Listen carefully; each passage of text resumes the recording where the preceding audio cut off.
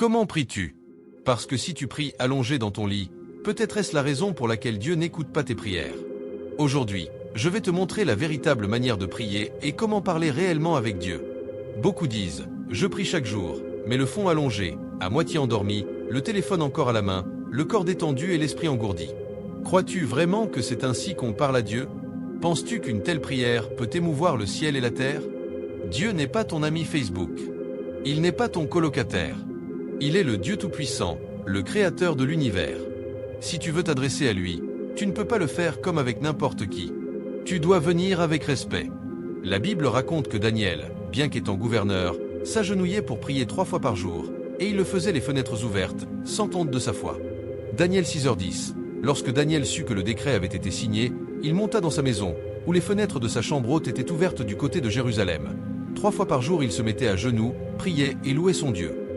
Jésus lui-même, dans son moment le plus difficile, s'est prosterné le visage contre terre. Matthieu 26, 39. Puis, ayant fait quelques pas en avant, il se jeta sur sa face et pria ainsi. « Mon Père, s'il est possible, que cette coupe s'éloigne de moi.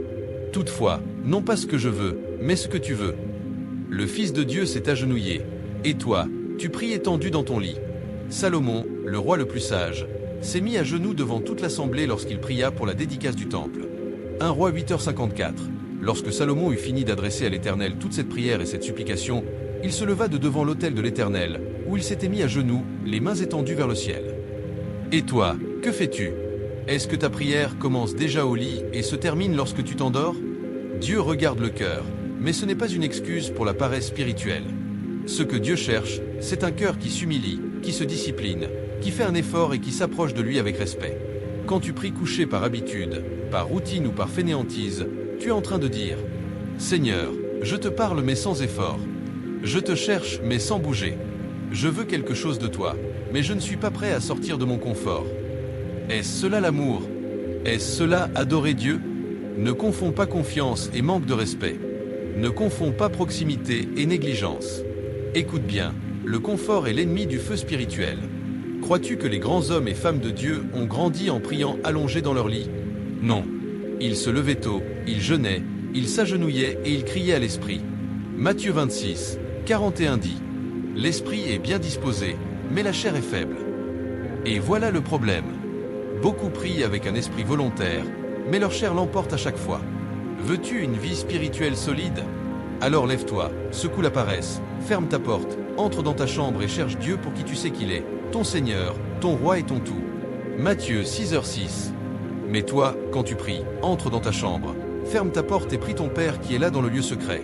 Et ton Père, qui voit dans le secret, te le rendra. Ne te méprends pas. Il existe des moments où prier couché est légitime.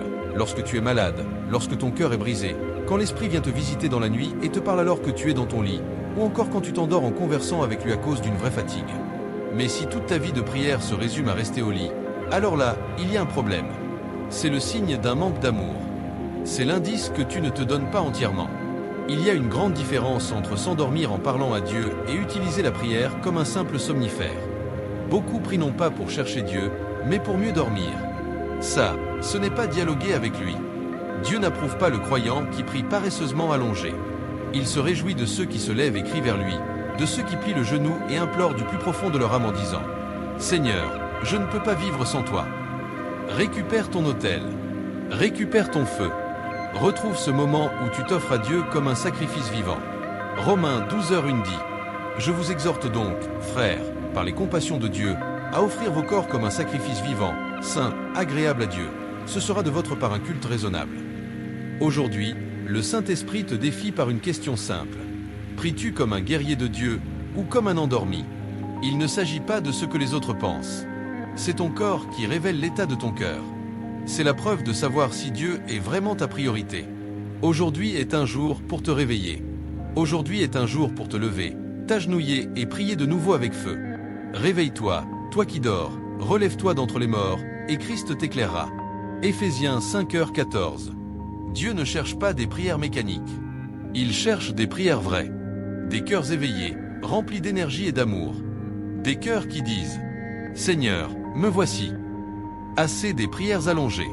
Aujourd'hui, je me lève et je te cherche de tout mon être. Si cette vidéo t'a parlé, abonne-toi à notre chaîne et écris en commentaire. Jésus est mon sauveur. Que Dieu te bénisse. Amen.